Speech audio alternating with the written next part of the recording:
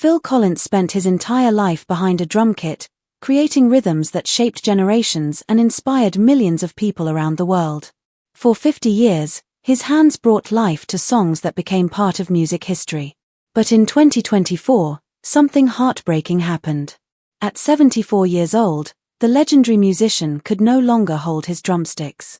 The update about his health shocked fans everywhere because no one expected such devastating news. It all began during what was supposed to be a simple, routine medical checkup. Doctors noticed something unusual, something even they did not expect. As more tests were done, they discovered that the nerve damage in his hands had become severe. His fingers shook constantly, and the simple act of holding anything steady had become impossible.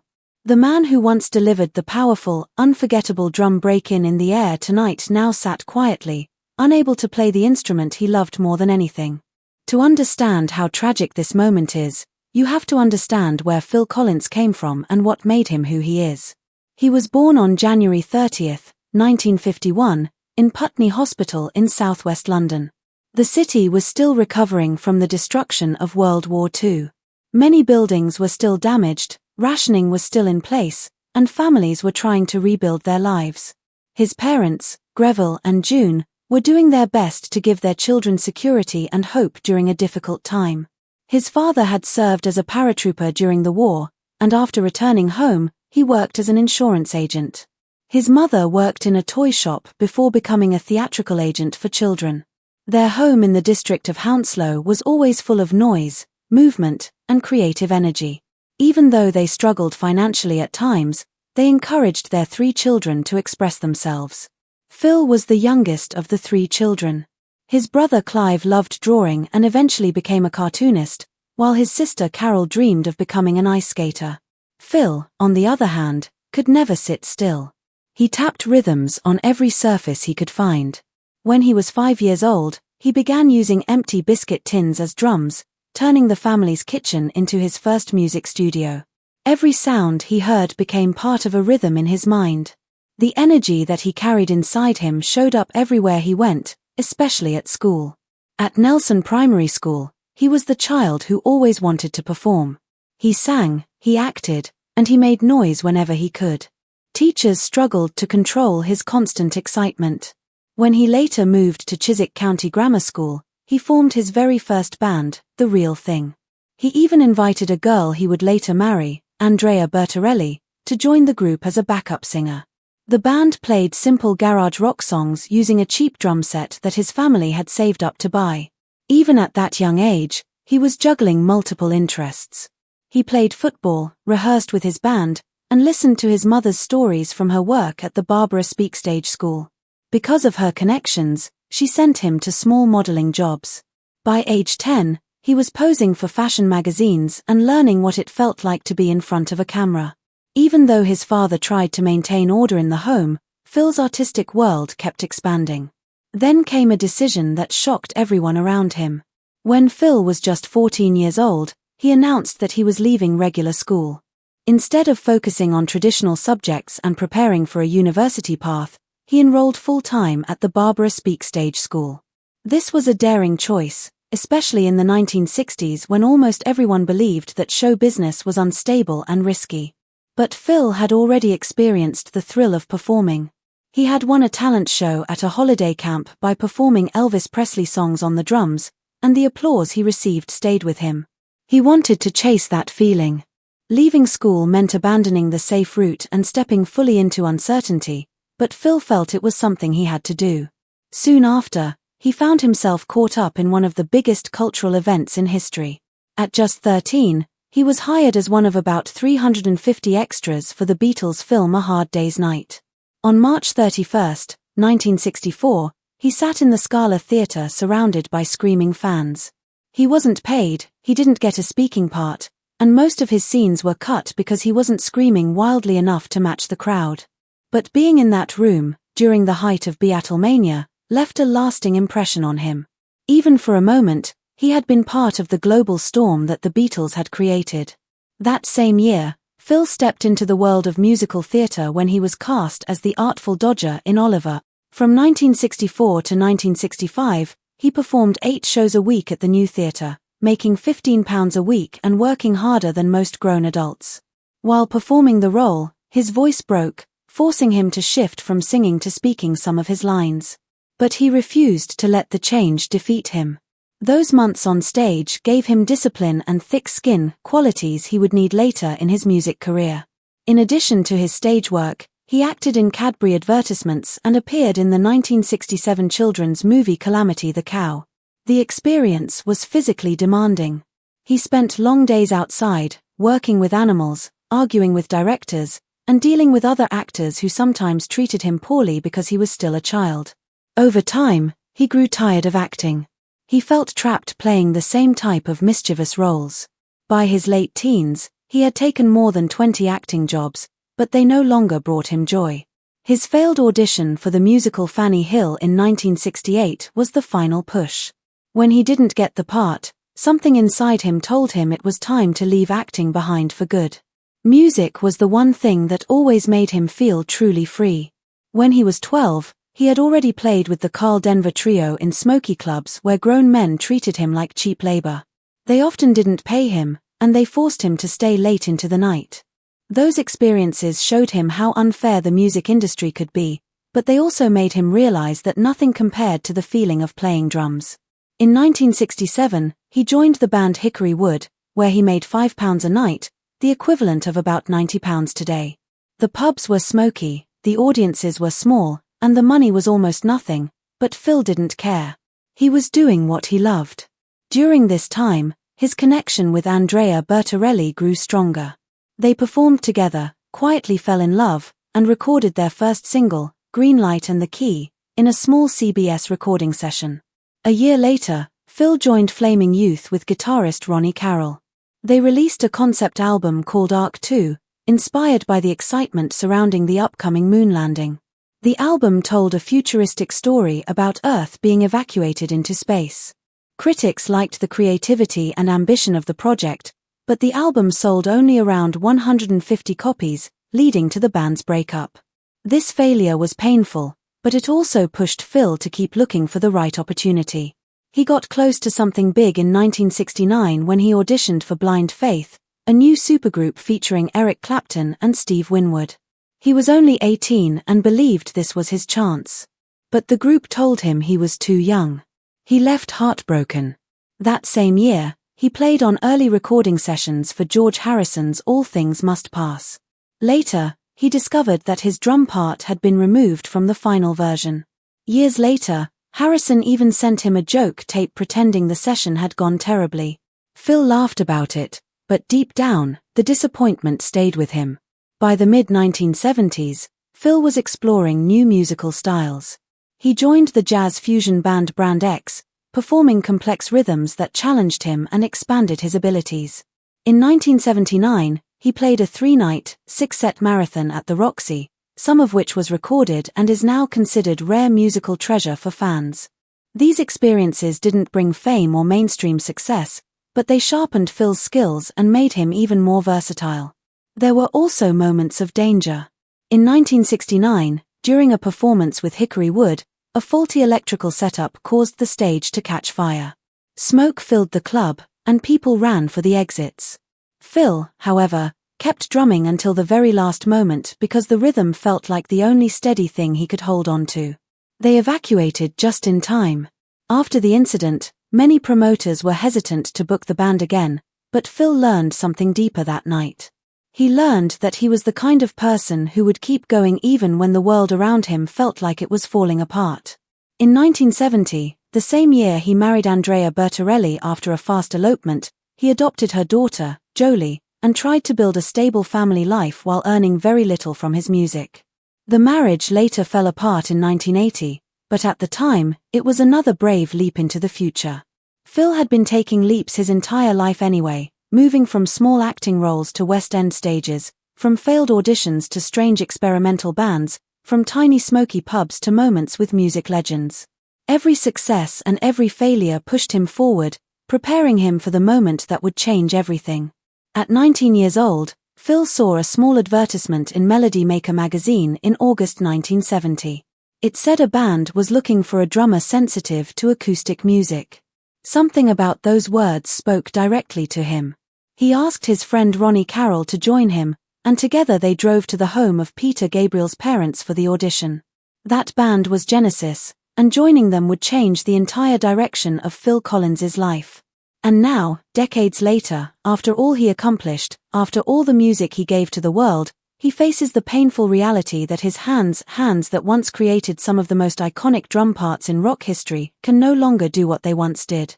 The nerve damage is severe, and even simple movements cause shaking. Fans around the world continue to send him love and support, knowing that even if he can no longer play, the beats he created will live on forever. The audition for Genesis happened beside a swimming pool, an unusual and relaxed setting for something that would change Phil Collins's life forever. Peter Gabriel later said that the moment Collins sat down on the drum stool, he already knew they had found the right person. It wasn't just that Collins played well. It was the way he moved, the way he read the music instantly, and how he kept looking around the space as if he had been part of the band for years. He sight-read the material with total confidence and hit everything cleanly on the very first try. Before him, dozens of drummers had attempted the same audition. Some were nervous, some were stiff, some tried too hard, and others simply didn't fit the band's unusual sound. But Collins didn't just try. He arrived with ease, blended into the atmosphere, and walked away with the job almost as if it had been waiting for him all along. His father always hoped he would choose a stable office job, something predictable and safe. But Collins's mind was already made up. He had no interest in a quiet desk life when rhythm and creativity were burning inside him. On August 4, 1970, he officially joined Genesis. Within just a few weeks, he was rehearsing with them at Farnham Maltings, an old converted building that served as a rehearsal space. At that time, Genesis had been struggling through years of instability. Members had come and gone, their sound was shifting too often, and they were still trying to figure out who they wanted to be. But Collins brought something they desperately needed: sharp timing, discipline, enthusiasm, and a natural musical drive. Bit by bit, the band's identity began to form around these new strengths. By November 1971, Genesis released Nursery Crime, the first album featuring Phil Collins. Although the album didn't chart in the United Kingdom when it first came out, it quickly found a strong and loyal audience in places like Italy. Listeners there embraced the album's theatrical sound, unusual themes, and technical complexity. It introduced Collins not just as a drummer but as someone who added personality, texture, and rhythm to the growing Genesis style. It also introduced guitarist Steve Hackett, whose playing blended with Collins's drumming in a way that made the band's music feel more complete and adventurous. One of the most loved tracks from the album, The Musical Box, became a fan favorite. The song was filled with sudden shifts, emotional moments, and dramatic storytelling, and Collins carried every twist with precise, expressive drumming. His style added motion and personality to the music, helping the band step into a new phase of creativity. The song Four Absent Friends even gave him his first lead vocal performance. Although it was a small moment, it hinted at something much bigger waiting for him in the future. By this point, Genesis had finally found a stable core. And the stability was largely because Collins's drumming held everything together. His ability to blend technical skill with emotional expression helped shape the band's sound. Then came the album Foxtrot in 1972, one of the biggest challenges Collins had ever faced. The album demanded everything from him. Supper's Ready, the most famous track on the album, stretched to 23 minutes. It was filled with sudden tempo changes, strange rhythms, and unpredictable turns. On stage, Gabriel made the performances even stranger, wearing fox masks, long dresses, theatrical costumes, and sometimes leaning against Collins's bass drum as if he were hiding behind it. Collins often joked about how odd it looked, yet he never let the theatrics distract him from his job. He kept the band locked tightly together, making even the most complex musical signatures sound natural. One of those signatures was 9/8, which most drummers struggled to play cleanly, but Collins made it feel smooth and effortless. The rhythm section he built with Mike Rutherford became one of the strongest in progressive rock. Foxtrot pushed Genesis into new territory and showed the world what they could truly achieve. In 1974, The band attempted something even bigger, a double album called The Lamb Lies Down on Broadway. It was an ambitious project, recorded while the band lived together in a run-down, rat-infested house. The conditions were far from glamorous. Gabriel worked in one room writing lyrics while Collins jammed with the rest of the group in another room. The pressure was intense, and the deadlines were tight. To help bring the album's story to life, Collins multitracked his vocals and added layers to shape the atmosphere. Songs like Fly on a Windshield showed his ability to combine subtle rhythms with dramatic tension. But the process drained everyone. The live shows lasted more than 90 minutes and demanded enormous energy from the entire band. Collins later said that The Lamb should have been a single album instead of a double one. Even with all the stress, the album's wild ambition permanently changed the band. Everything changed again in August 1975 when Peter Gabriel left Genesis. His departure was a shock. Gabriel had been the theatrical face of the band, the charismatic frontman who gave audiences something unusual and unforgettable. Without him, the band suddenly seemed incomplete. They auditioned hundreds of singers, hoping to find someone who could replace him. But every single attempt failed. The voices didn't match, the personalities didn't fit, and the chemistry was never right. During rehearsals for The Carpet Crawlers, Collins found himself guiding the auditioning singers by singing the parts himself so they could follow along. Slowly, almost quietly, the band realized something unexpected. The voice they needed was already sitting behind the drums. It wasn't a stranger, they had the solution right there in the room. Phil Collins became the new lead singer of Genesis. Fans didn't know at first, but once he stepped to the front, everything clicked into place. In 1976, Genesis released A Trick of the Tail, the first album with Collins on lead vocals. It reached number 3 in the UK and number 31 in the United States. Collins didn't use theatrical costumes or masks. Instead, he brought a conversational, down-to-earth charm that younger audiences connected with immediately. During the US tour, drummer Bill Bruford joined to handle the drum parts while Collins focused on singing.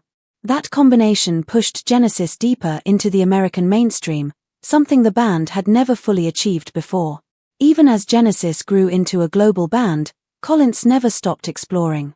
In 1976, he recorded the album Unorthodox Behavior with the jazz fusion group Brand X. This project was completely different from Genesis. It was fast, experimental, unpredictable, and filled with improvisation. The album reached number 191 on the Billboard 200, and tracks like Malaga Virgin and Nuclear Burn showed Collins at his most technically impressive. Brand X gave him the freedom to stretch beyond rock and experiment with new rhythms and ideas. Although juggling schedules was difficult, the project proved that he was able to live in more than one musical world at the same time. Genesis continued evolving with him. On the album Wind and Wuthering, released in late 1976, Mike Rutherford wrote the song Your Own Special Way about his wife Andrea. The single came out on February 4, 1977, and reached number 62 on the US Billboard Hot 100. It became Genesis's first American charting single. Its soft, gentle sound showed that the band was moving toward something warmer and more melodic. This new direction helped ease old tensions within the group and opened space for simpler, more accessible musical ideas. By 1978, Genesis was ready for a true mainstream breakthrough. Their next album, And Then There Were Three, included the song Follow You, Follow Me, which Rutherford wrote in just 10 minutes. Released in February 1978, it reached number 7 in the UK and number 23 in the United States. For the first time in their career, Genesis had a global hit that wasn't built around long progressive compositions. The song was short, emotional, and easy for listeners to connect with. Collins sang lead and played drums, proving he had finally grown into both roles with complete confidence. But the success did not mean life was easy. During the 1978 tour, Collins began to suffer from severe vocal strain. Rehearsing songs like Arbacab pushed his voice to the edge. Fans could sometimes see him using throat spray right in the middle of shows, trying to soothe the burning pain. 8 months of constant touring drained his energy. He kept his struggles private, but the warning signs were already forming. Singing and drumming night after night demanded more strength than anyone realized. The pressure that came with success started taking a physical toll on him. At home, things were breaking apart as well. In 1978, he moved to Vancouver with his wife Andrea, hoping that distance from the music world might save their marriage. He hoped that time together and a calmer life would help them reconnect. But instead of healing, the distance created new problems. While he was on tour and constantly traveling between continents, Andrea met someone else back in her hometown. Their marriage fell apart quietly at first, then painfully. By April 1979, she left for her mother's house and took their children with her. The separation broke Collins emotionally, and the divorce became final in 1981. This period marked the beginning of a new emotional chapter in his life, one that would later shape many of the powerful and heartbreaking songs he became known for. Even as he stood on stage performing for thousands of fans, he was fighting silent battles behind the scenes. His career was rising higher than ever, but in his personal life, everything felt like it was falling apart.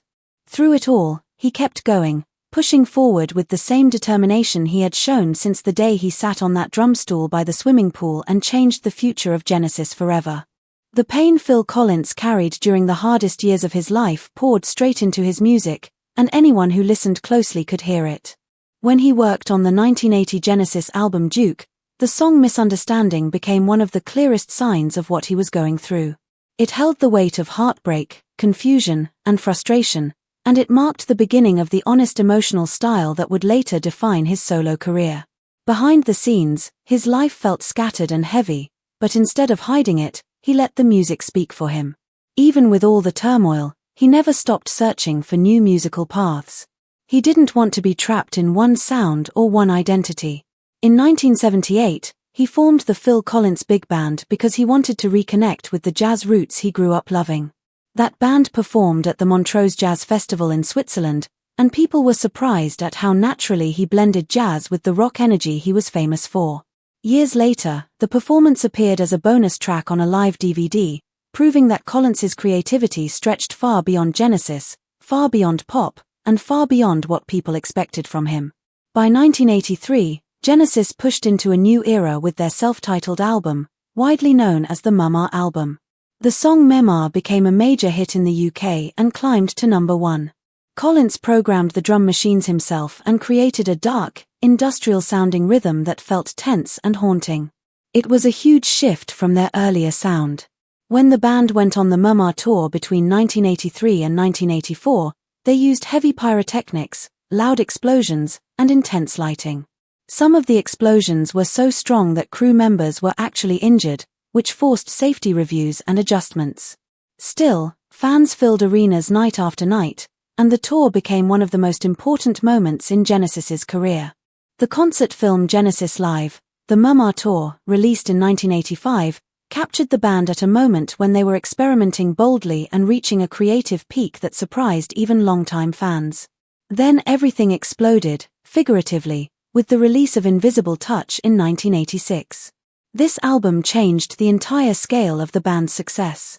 It became Genesis's best-selling album ever, selling more than 21 million copies worldwide, including 6 million in the United States alone.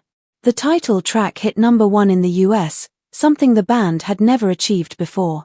Collins even directed the surreal music video for the song, which ended up costing around $500,000, a huge amount at the time. That album pushed Genesis onto a global stage they had never reached before. The world tour that followed covered 121 dates across North America, Europe, and Japan, and the success lifted them into stadium-level fame. In July 1987, they played 4 sold-out nights at Wembley Stadium. More than 288,000 tickets were sold, turning the shows into one of the decade's biggest and most memorable live events. The recording of those performances later sold more than 4 million copies, proving how powerful that moment was. Collins later admitted that performing the song Land of Confusion, especially while using the famous spitting image puppet visuals, strained his voice badly. But despite the toll it took on him physically, those nights cemented Genesis's place in rock history. During the same period, Collins worked with Eric Clapton on the 1986 album August. Collins produced it and played drums, even though he was hiding a growing numbness in his hands. Years of intense drumming had caused spinal problems that were slowly wearing him down. The pain was real, and sometimes alarming, but he performed through it without letting the public know. He never wanted to disappoint fans, so he held everything together even as his body signaled that something was wrong. But by 1987, the backlash arrived. Collins had become so successful and so visible that some people grew tired of seeing him everywhere. His songs were constantly playing on radio and MTV. Tracks like Susudio and In the Air Tonight were on repeat across multiple stations. Critics labeled him the most overplayed and even the most annoying pop star of the decade. Collins joked that he heard his own songs on the radio more often than he actually played them. But the criticism didn't stop his rise. In 1987, he won 3 Grammy Awards, adding even more attention and pressure. He understood that his success made him a target, and eventually he learned to accept that kind of public judgment. He didn't like it, but he didn't let it break him either. When the We Can't Dance tour launched in 1991, the scale grew even bigger. The band used hydraulic drum risers that lifted Collins and his drum kit high into the air during solos, giving fans an unforgettable visual experience. The tour stretched across 3 continents and included more than 100 shows. The performances looked spectacular from the outside, but behind the scenes, the cost on Collins was becoming clearer. During rehearsals for the song No Son of Mine, after months of performing without rest, his voice suddenly cracked. It was a warning sign he didn't want to face. Being both the frontman and the drummer demanded more from him than almost any artist could handle, and his body was starting to resist the pressure again. The tour confirmed Genesis's status as stadium legends, but it also carried the early shadows of the health problems that would eventually force Collins to step back from drumming altogether. Through all of this, Collins was building his solo career with equal power. He stepped into his solo work with a heart full of pain and a mind full of ideas. And somehow, that mix created a wave of music that no one could ignore. His first solo album, Face Value, came out on February 13, 1981. It felt like someone had opened a door to his most private emotions. He recorded much of it alone at his home in Shalford, Surrey, using a small 8-track machine. With a Prophet 5 synthesizer beside him and a Roland CR78 drum machine shaping the rhythm, he poured every hurt and every fear into the songs. He was going through a brutal divorce, and the emotional weight slipped into the music without him even trying to hide it. The song In the Air Tonight came out of that storm in a single take. There were no edits, no reverb, no second guessing. The famous drum break that erupts in the middle of the song came from the same anger, and it became one of the most iconic moments in 1980s music. He brought in the Phoenix horns to add fire and brought in violinist El Shanker to give certain tracks a strange, beautiful edge. All of these pieces came together to create an album that sold more than 25 million copies and set the tone for his entire decade. 1 year later, he returned with another burst of raw emotion. Hello, I Must Be Going came out on November 5, 1982. This time, he sounded sharper, louder, and angrier. The song I Don't Care Anymore captured all of that fury. The track was so intense that people could feel the tension in every line he sang. Behind the scenes, Collins was dealing with early signs of nerve damage in his hands. During the recording, he sometimes taped drumsticks to his fingers so he could keep playing through the numbness. He kept the album team small, mostly John Giblin on bass and Daryl Stumer on guitar, while he handled almost everything else himself. The album sounded closer, tighter, and more personal because of that choice. Fans felt the honesty, and the music hit the charts with force. It proved that Collins could turn his darkest emotions into something powerful without losing his musical control. Then came the explosion of global fame. No Jacket Required arrived on February 18, 1985, and suddenly the whole world was paying attention. This album had a bright, modern sound that felt different from anything he had done before. It was full of songs that stuck in people's heads: One More Night, Susudio, Take Me Home, and each track carried its own energy. Collins also brought in musicians who sharpened and brightened the music's tone. Leland Sklar shaped the low end with smooth, steady bass lines, while David Frank created the groove that helped Susudio become one of his biggest hits. The album stayed at number 1 on the Billboard charts for 7 weeks, held the same spot in the UK for 5 weeks, and won 3 Grammy Awards, including Album of the Year in 1986. It eventually went 12 times platinum in the United States and sold more than 25 million copies around the world. It became one of the defining albums of the 1980s, and it pushed Collins into a level of fame he had never experienced before. Through every high and low, his story stayed connected to 2 things: his love for music and the pain he carried inside him. Those 2 forces shaped everything he created, pushing him forward even when the world doubted him, criticized him, or demanded more than any one person should have to give. And his ability to transform his struggles into songs made his work not just popular, but deeply human. Phil Collins reached a point in his career where his fame seemed larger than anything he had ever imagined, but behind all the applause and the bright lights, he kept carrying wounds that never fully healed. The more he grew, the more he tried to push forward, even when his body, his emotions, and the public pressure made everything harder than before. In 1985, the world watched him do something no one else had done. He performed at Live Aid in London, rushed to the Concorde jet, crossed the ocean, and then performed again in Philadelphia, all within the same day. More than 1 billion people saw him move from stage to stage like nothing could slow him down. It became one of the craziest, boldest charity moments in music history, and it pushed him into a new level of global fame. But even during that moment, when everyone thought he was unstoppable, he felt the strain building somewhere deep in his body. He later said that drumming at the Led Zeppelin reunion in Philadelphia was the hardest drumming he had ever done, because the stress, the travel, and the rush of the day left his nerves shaking and his body exhausted. Still, he didn't complain. He just kept going, because that was the only way he knew how to live. His success didn't stay inside music alone. In 1984, he wrote the song Against All Odds for a movie with the same name. The song came out of him in one night, pulled from heartbreak he understood far too well. He was dealing with lost love in his own life, and the film's story matched the pain he was already carrying. When the director tried to place the song somewhere small in the film, Collins argued until it was placed at the center of the story, where it belonged.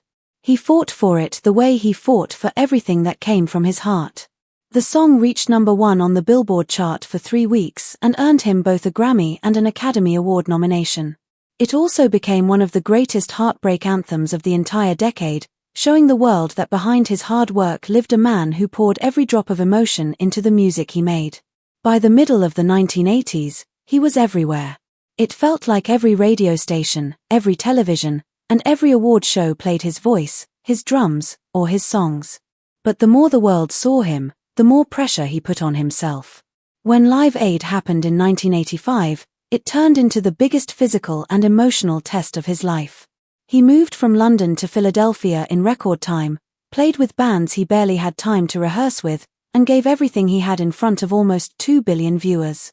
The nerve pain he had ignored for years began to grow stronger, warning him that his body wasn't as unbreakable as he pretended it was. But he never told the public. He just kept moving. Then, in 1989, he released Another Day in Paradise, a song that reached deep into the problem of homelessness. The world listened, and the song climbed to number 1 in 16 countries. David Crosby joined him on the track, and together they brought attention to an issue people often avoided talking about. The song won a Grammy, but it also brought lawsuits from people claiming he borrowed melodies from older music. Collins repeated again and again that the song was entirely his, and in the end, the lawsuits didn't stop people from hearing the message. It became one of the most meaningful songs of his career, proving that he could use his fame for something bigger than entertainment. His career wasn't limited to singing. In 1988, he tried something new and stepped into acting. He played Buster Edwards, one of the men behind the real Great Train Robbery of 1963. The film was a hit at the box office, but the reaction from the public and the media was harsh. Many people felt the movie softened a violent crime that had injured a train driver.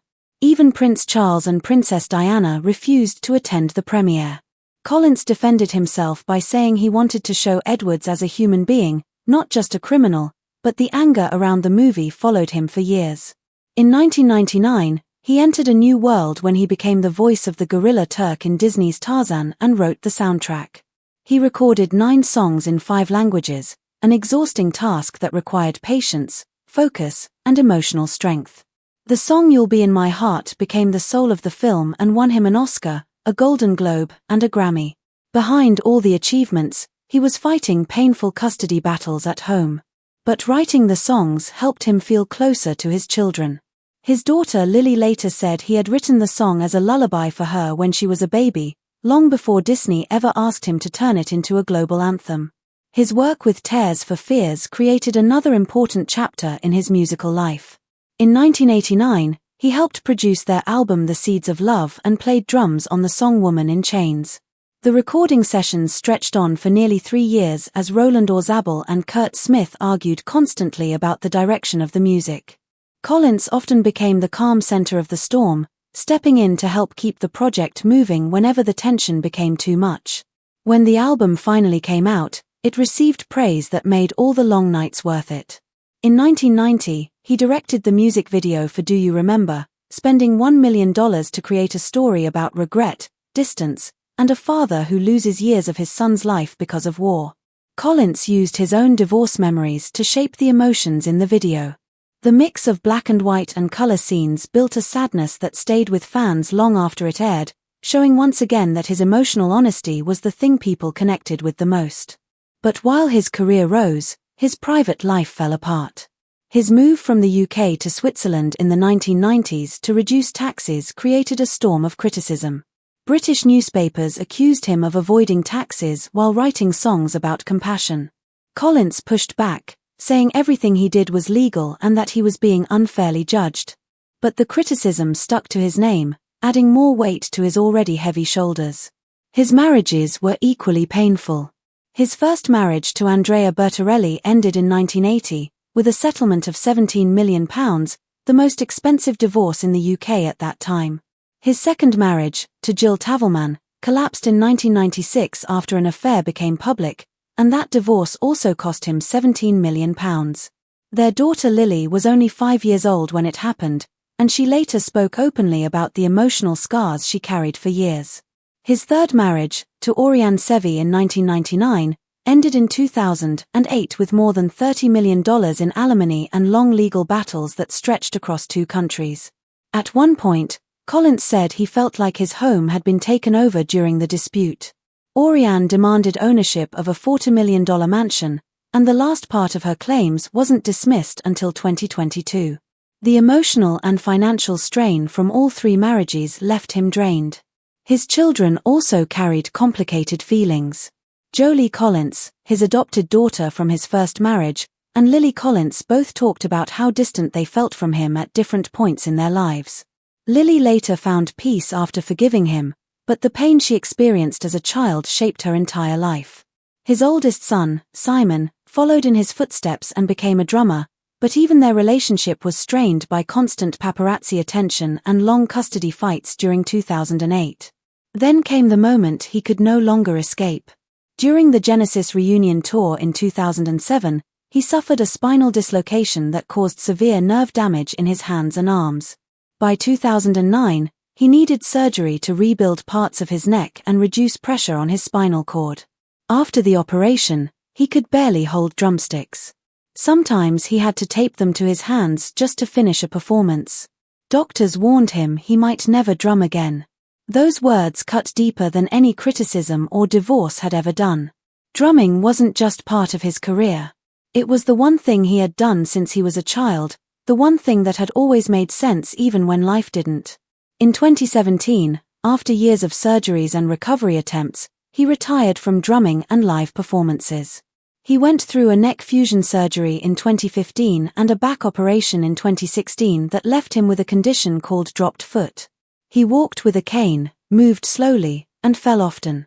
In 2018, he fell badly and needed stitches before going on stage. Still, he never stopped trying. When Genesis reunited for one final tour in 2021 and 2022, he performed sitting down at the O2 Arena in London while his son Nick played the drums behind him. At 71 years old, his voice was softer, his body looked fragile, and yet he still joked with the audience about needing a new job when it was all over. People in the arena cried quietly because they knew they were watching the end of a journey that had lasted more than 50 years. The final concert wasn't loud or wild. It wasn't full of big jumps or wild drum solos. Instead, it felt like a peaceful closing of a long, difficult, beautiful life in music. A man who had given everything he had, from his heart to his hands, from his youth to his health, sat on a stage surrounded by thousands of people who had grown up with his songs. They watched him smile through pain, sing through weakness, and say goodbye with the same honesty he had carried since the first moment he played the drums. And when the lights finally dimmed, his story stood there, a reminder of how much one person can give, how much one person can create, and how much the world can feel when one man refuses to stop sharing his heart, even when it costs him everything.